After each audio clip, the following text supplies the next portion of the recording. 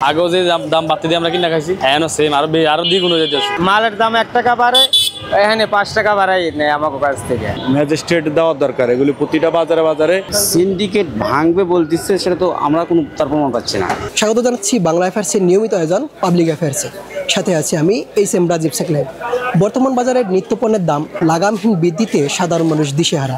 বিশেষ করে চাল, ডাল, তেল সহ বিভিন্ন নিত্যপণ্যের দাম দিন দিন বেড়েই চলেছে। বিশেষ করে ঘোষণা ছাড়াই লিটারে 9 টাকা তেল এবং খোলা তেল 5 টাকা বৃদ্ধি পেয়েছে। চলুন জেনে আসি এই দামের বৃদ্ধিতে সাধারণ মানুষ কী বলছে।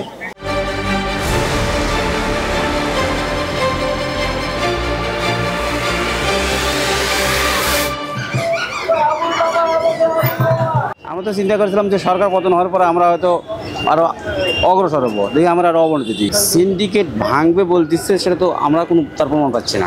আগে তো উন্নত হওয়ার কথা, আমরা তার অবনতি দিকে গেছি। সরকার বলবে যে আমরা ব্যর্থতা নাই, কিন্তু আমরা তো বুঝতে পারছি যে এটা ব্যর্থতা সরকারের। ঢাকা শহরে দেখে রিক্সা চালাবো তো বাদ দিয়ে দেশে যাইতে হবে, বাসা ভাড়া দিতে পারি না। শীতের সময় সবজির দাম কম হওয়ার কথা, এখন আরও মনে হচ্ছে কয়দিন পর দ্বিগুণ হয়ে যাবে। অল্প কিছু টাকা ইনকাম করি গাড়ি দিয়া, জমা দিয়া যা পাই টাকা, তাতে মনে করেন আমাদের সংসার চলে না। বর্তমানে তো কোনো কিছুই হয় না, আরও দিন দিন দাম বাড়তে আছে যে কোনো জিনিসেই। এখন ধরেন ঠান্ডার সিজনে এই যে তরকারির সিজনের সময় ধরেন আমরা এখন তো তরকারির দাম কম থাকবো, ঠিক না, কিন্তু আরও দাম বাড়ছে। নূতন করে সিন্ডিকেট হয়তো শুরু হয়েছে, কারণ আমাদের দেশে তো ধরেন সিন্ডিকেটই বেশি।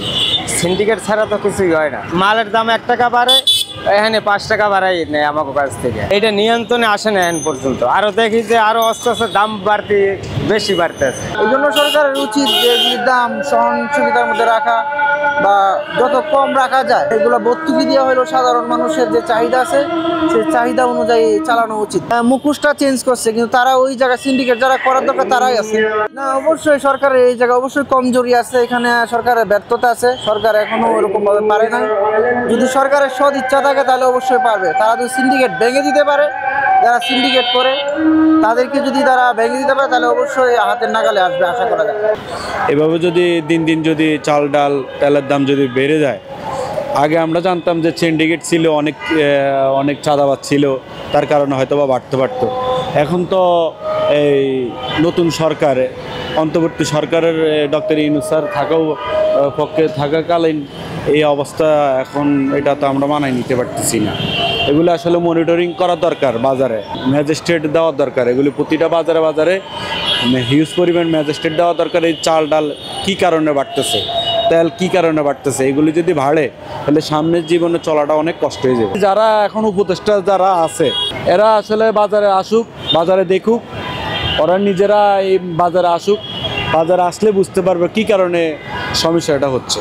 তারা যদি ওই যে উপরের মহলে যদি বসে বসে যদি এই অর্ডার দেয় তাহলে তো হবে না। আলুর দামের মধ্যে সীমাবদ্ধ রাখছে, আলুর দাম কম, কিন্তু অন্য যাবতীয় যে জিনিসপত্রের দামগুলা, যেমন এই তেল নাগামহীন দাম বাড়তেই আছে, কমার কোনো সিস্টেম নাই। ক্রয় ক্ষমতার মধ্যে আনা যায় সেটার দিকে তাদের কোনো পদক্ষেপ নাই। আমাদের চলাটা খুবই কষ্ট।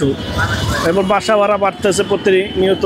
যেমন যেখানে থাকি, আগে যা বাসা ভাড়া ছিল, আমরা ছাউন দিয়েছে 2000 টাকা বাসা ভাড়া বাড়বো। আমাদের তো আর ইনকামের রাস্তা তো ওইভাবে বাড়ে নেই। চাঁদাবাজি তো বন্ধ হয় নাই, দেখি তো সব জায়গায় চাঁদাবাজি চলতে আছে। যে আগে করতে এক গ্রুপ, এখন করে আর এক গ্রুপ। সিন্ডিকেট তাদের গোড়া আগে করতে হইব, ওখানে হাত দিতে হইব। ওখানে হাত দেওয়ার মতো তো অবস্থান আমাদের নেই। এটা প্রশাসনের করতে হইব, রাষ্ট্রপক্ষের লোকদেরকে করতে হইব। পোলা মূল্যে সংসার আমরা চালাইতে পারি না, এটা সরকারের দেওয়া হচ্ছে জিনিসটা। কিন্তু দাম বাড়তে আছে, এটা সরকারের দেওয়া হচ্ছে যে আমাদের দাম কমলে আমার ভালো হয়, আমার গিয়া আমার গরিব মানুষ হলে গিয়া আমরা দিন আনি দিন খাই। তাহলে বেশি টাকা হইলে আমাকে চলে না, সংসার চলে না, আমাকে সংসার চালানো কষ্ট হয়। আমরা আগের মতো ইনকাম আমাকে নাই গিয়া। এটা সিন্ডিকেটই বাড়াই, সরকারের বাড়ায় না, এটা সিন্ডিকেটই বাড়াই। সিন্ডিকেট বাড়তে আছে, এটা সরকারের তদন্ত লওয়া উচিত। সরকার জিনিসটা দেখে না, চাঁদাবাজি তো সবই আছে, আগের মতো চলতে আছে। সরকার কিছু দেখতে আছে না, সরকার তাকে আখের গুছাই তারা এটা করতে সরকার সব কিছু। মানে নিত্য পণ্যের দাম যে কমাবো এমন কোনো সিস্টেম দেখি না, কারো কোনো সরকারে দেখি না এমন কোনো পদক্ষেপ নিতে। আগেও যে দাম বাড়তে দিয়ে আমরা কিনা খাইছি এখনো সেম আরো দ্বিগুণ হয়ে যাচ্ছে। বর্তমান শীতকালীন সবজির যে একটা দামের কম দাম, মানে সিজন এই সময় তো কম থাকার কথা, কিন্তু এই সময় ডাবল। আপনি পেঁয়াজ দেখেন কি 100-র উপরে কেজি, তারপরে রসুন বেগুন এগুলো তো আরও বেশি।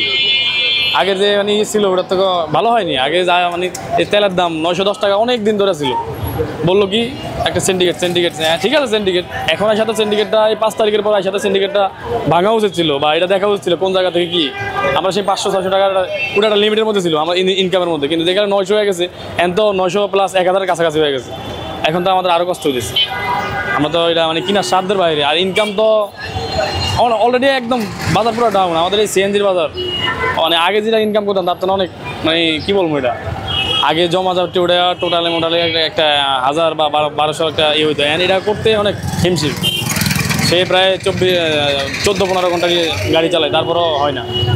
সব কিছুর দামই বাড়তেছে বুঝছেন, আমরা তো ইনকাম কম বুঝছেন, ইনকামের অনুসারে আমরা পত্তা দিতে পারি।